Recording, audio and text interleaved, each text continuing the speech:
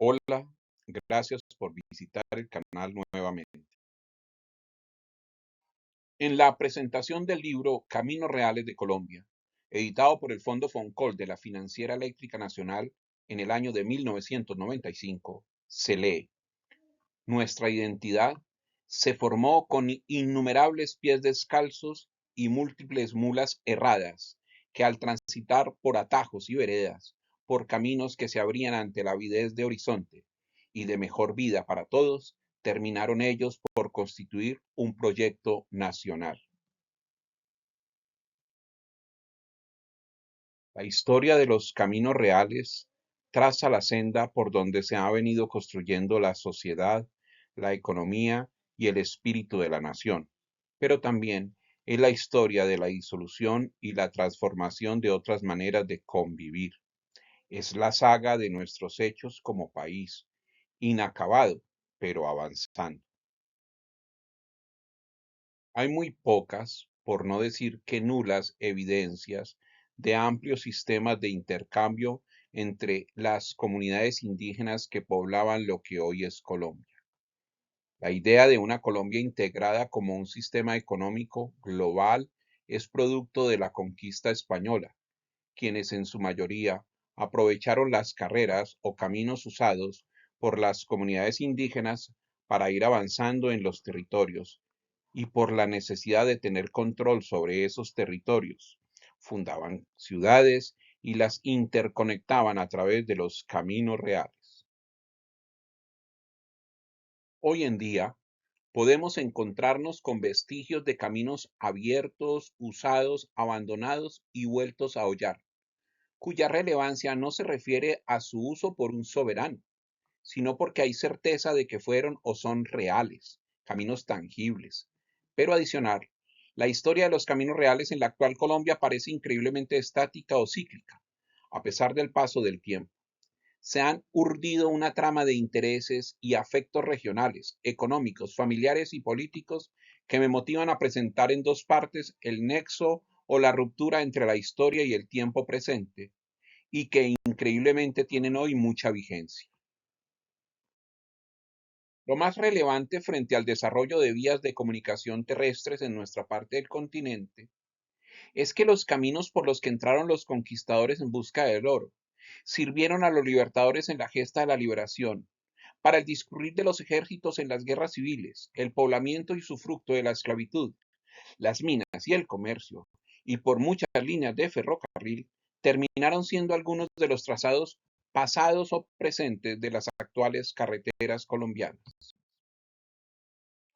En la conquista española, la que hoy es Colombia, impone de manera violenta una integración del territorio, muy precaria en sus vías coloniales, consolidándose a partir de un centralismo de la administración en Santa Fe de Bogotá. Adicionalmente, nuestros centros urbanos principales desde la conquista se establecieron lejos de las costas, a excepción de Cartagena y Santa Marta. Santa Fe de Bogotá, Tunja, Asunción de Popayán, San Juan de Pasto, Santiago de Cali, Cartago Viejo, Santa Fe de Antioquia y otros fueron centros de población que se establecieron buscando los asentamientos indígenas más numerosos y explotables, pero separados unos de otros por tupidas selvas, grandes accidentes topográficos y grandes ríos. Esto hizo que cada uno de estos centros urbanos generaran lo que hoy podríamos denominar zonas metropolitanas o de influencia, que propugnaban por la fundación de nuevos poblados, supeditados al núcleo principal o más antiguo. Santa Fe de Bogotá, fundada en 1538, estimuló la fundación de Tunja en 1539, de Vélez en 1539, Tocaima en 1544, Pamplona en 1549, Ibagué en 1550, Mariquita y Villeta en 1551, las dos. Santiago de Cali, fundada en 1536, Amarmato en 1537, Anserma en 1539, Cartago Viejo en 1540, Guadalajara de Buga en 1570 y el Nuevo Cartago en 1691. Popayán de 1537 promovió a Timaná en 1538 y a Neiva en 1539. Santa Fe de Antioquia de 1541 a Remedios en 1560, Cáceres en 1576, Zaragoza en 1581 y Medellín en 1674.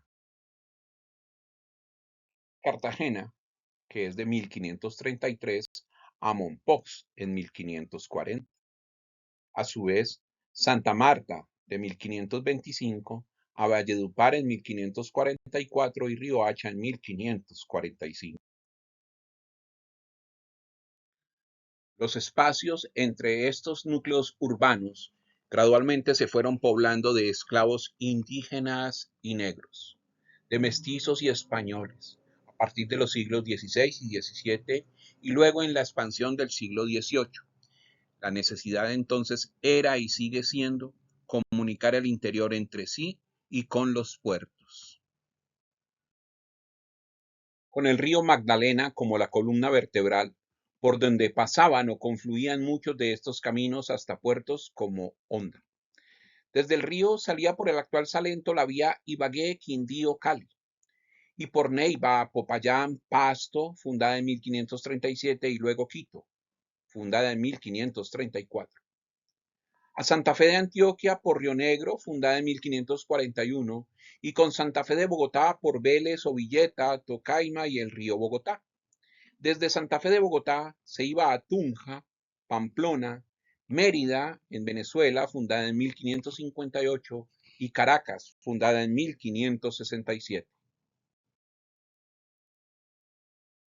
De esos caminos reales, como vías principales, por llamarlos de alguna manera, transitados luego por recuas de mulas y caballos, de allí el nombre de caminos de herradura, se empezaron a desprender ramales en diferentes épocas y momentos. Una característica curiosa, muy parecida a la política actual de desarrollo de vías, es que en la época de la corona se estimuló el desarrollo de los caminos mediante subsidios y beneficios a quienes lograran abrir vías de comunicación consideradas críticas o fundamentales para someter a la población indígena e integrar el territorio sujeto a la audiencia de Santa Fe de Bogotá. Hoy, las APP, Asociación Público-Privadas, son la vía fundamental de los gobiernos desde la Ley Primera de 1991 para concesionar el desarrollo vial de Colombia. Los caminos originales entonces, apoyados por la realidad de un tráfico comercial o de necesidades de comunicación militar o administrativa, se mantuvieron o conservaron. Otros, en cambio, sucumbieron de nuevo a los elementos y el clima, ya que su trazado había surgido de una propuesta de algún contratista que no podía mantenerlo funcionando por su poco uso.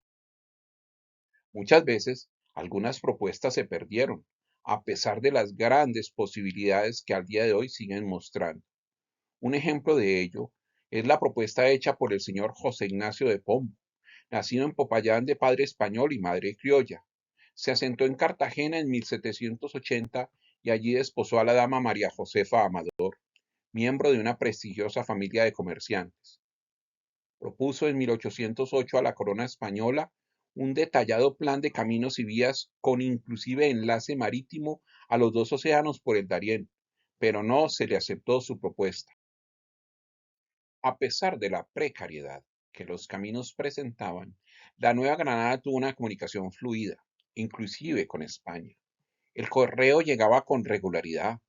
Productos como quesos y bocadillos desde Vélez y tejidos desde el Socorro Santander, que fue fundada en 1683, y desde San Gil en 1689, se recibían en las minas de Antioquia. El ganado de los llanos, Buga o Cartago se llevaba a Santa Fe de Bogotá o a la región de Antioquia. Las remesas de oro desde las minas del Chocó o desde Barbacoas en Nariño, fundada en 1600, llegaban a Santa Fe de Bogotá y en el siglo XVIII a Popayán para ser acuñado en la Casa de la Moneda. Cabe destacar nuevamente que muchos, si no la mayoría de los caminos reales se hicieron sobre buena parte de los senderos utilizados por los pobladores indígenas, quienes fueron los que los iniciaron. Los trazados no eran muchas veces los más óptimos, pero solucionaban la necesidad primaria de poder ser recorridos y comunicar a las comunidades. Con el paso del tiempo, el uso de mulas, caballos y el arreo de ganado obligó a modificar muchos de los trazados para poder construir puentes, pasos más asequibles, etc. Por las rutas que mulas y caballos no podían atravesar, pasaban caminantes y cargueros indios con mercancías o personas. Muchas de las imágenes de los grabadores del siglo XIX muestran a viajeros en su silleta totalmente despreocupados del camino que se está recorriendo con esfuerzo y pleno de precipicios y peligros. Pero, debido a su origen, la suerte de los caminos quedó al azar de la suerte de las minas y el tránsito del oro. Rafael Maya Ramírez, poeta payanés, escribió sobre el camino real de Occidente.